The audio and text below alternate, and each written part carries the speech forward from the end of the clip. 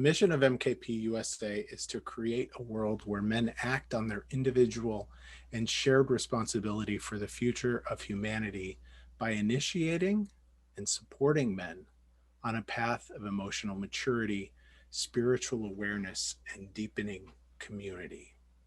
As framing for what I will continue on. Back in April, at the 35th anniversary, right after the COVID lockdown started happening, and MKP USA made a decision to turn our 35th anniversary into an online event. And there are men in the room who put literally hundreds of hours into that effort and created something really beautiful and incredible.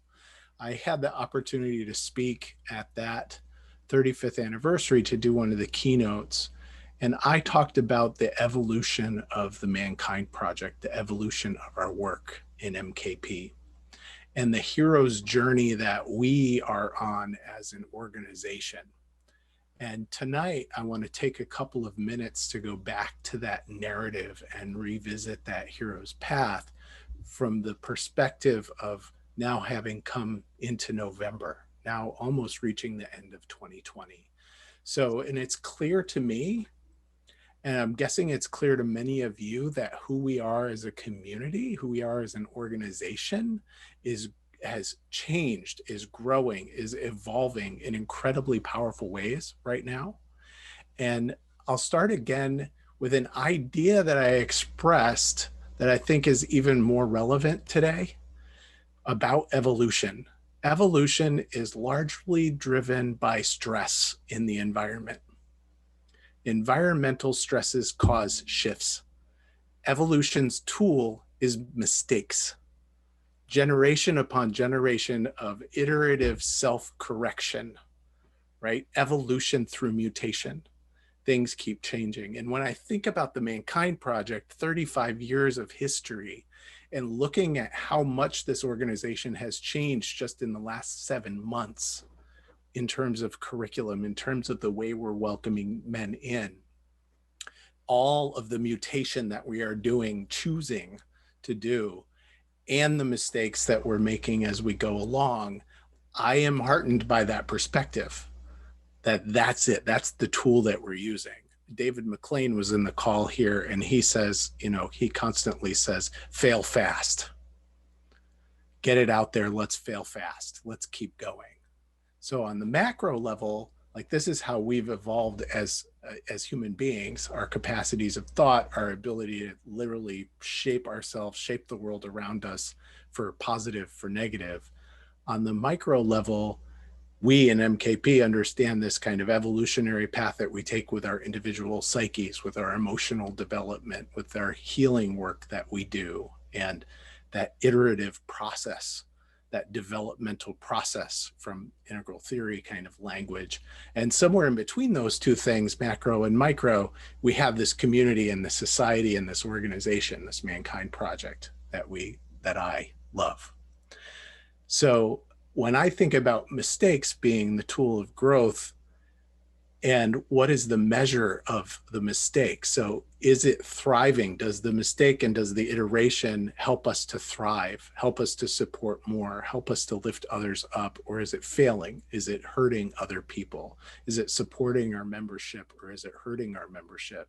And I think that for a lot of us who are in the conversations right now, and this is probably true for you as well, that's a big question. How do we keep lifting and supporting, knowing that we're doing healing work as a culture, as a society? There's so much healing work that we need to be doing right now, politically, socially, culturally.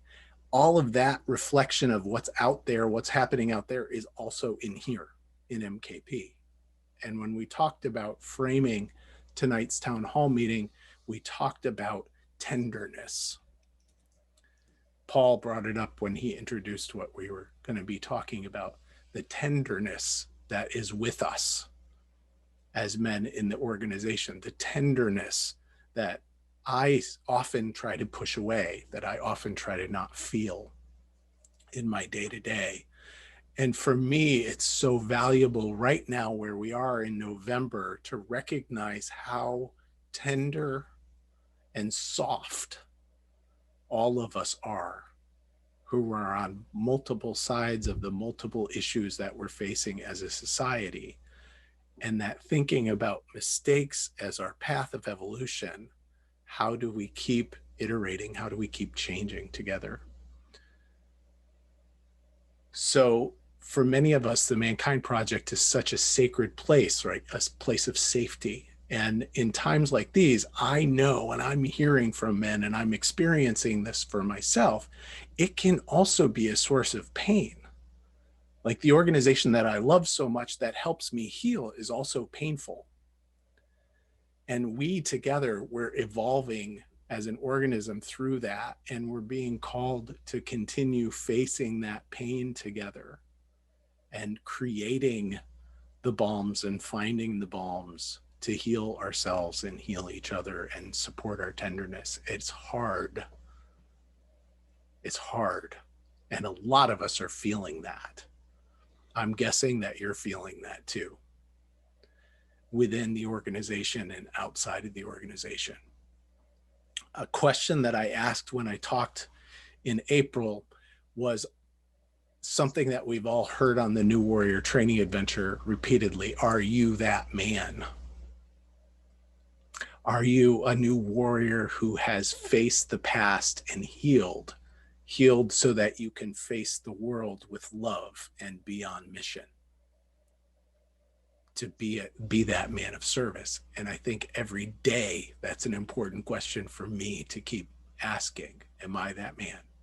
Am I healed enough to face the world with love? So we can, I believe, and having Michael Taylor on the call, who's one of the most positive, optimistic men I've ever met or known, we can continue to heal and face the next problems that we don't even have answers for yet. And I'm hearing lots of those problems in our circles, in our meetings, in our communities. There are things that I don't know the answer for. And yet I trust that there are enough of us new warriors facing our paths and healing. In the speech in April, I said we've been pulled from our slumber in the night, yanked from our mats by the grandfathers and the elders. And the grandmothers are watching, and the fear in their eyes is real. That's the world that I think we're living in right now. And I think that's where the Mankind Project is right now also. We have been yanked from our mats, and we have to see the world. We are forced to see ourselves and each other, and we're forced to make choices and find reconciliation. And we will make mistakes because that is the tool. And we have other tools as an organization, as individuals, that we can use. So I talked about being at the door, at the threshold, in front of the challenger sensei at that talk that I gave in April. I think we're far over the threshold now. We've already faced a lot of trials. And as you heard from John, there are some incredible successes that we've had organizationally. The fact that we are in the position that we're in, the fact that we are stable, the fact that we have created these curriculum. So we've brought new ways of being. We are working to do racial healing work within the organization that's been needed for so long. We are continuing to expand our intercultural competency. We are continuing to break down barriers for more people to join us in our circles, to make bigger doors, to move the doors, to open the funnel for men. It's stunning to me. And there are still rifts and pains that are inviting us to evolve even further. Charles Eisenstein wrote early in the year a piece called The Coronation, a long piece. And he said, because of the 100 paths that radiate out in front of us, some lead in the same direction we've already been headed. Some lead to hell on earth. And some lead to a world more healed and more beautiful than we ever dared dream to be possible. Charles Eisenstein. Our values as an organization in the Mankind Project are accountability, authenticity, compassion, generosity, integrity, leadership, intercultural competency, and respect. We have all these things as allies. We have the archetypes. We have our practices. We each have a mission of service. What is at risk for us? What is at risk leads us deeper into the paradoxes on one hand, on the other hand, and deeper into places of choice.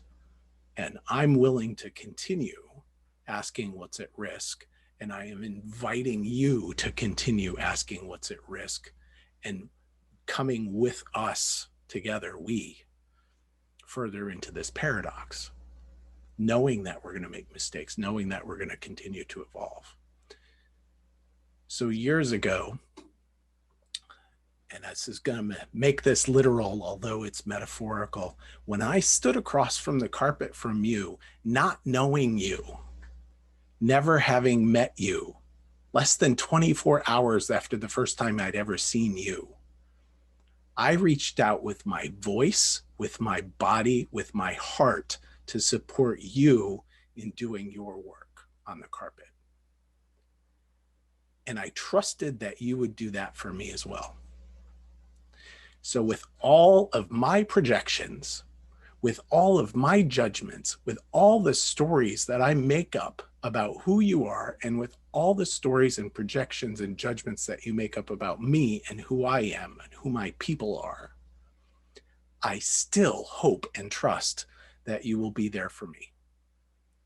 I still hope and trust that you will be there for other men who are standing across the carpet from you, and that we will do that together. And that is we evolving and caring for ourselves.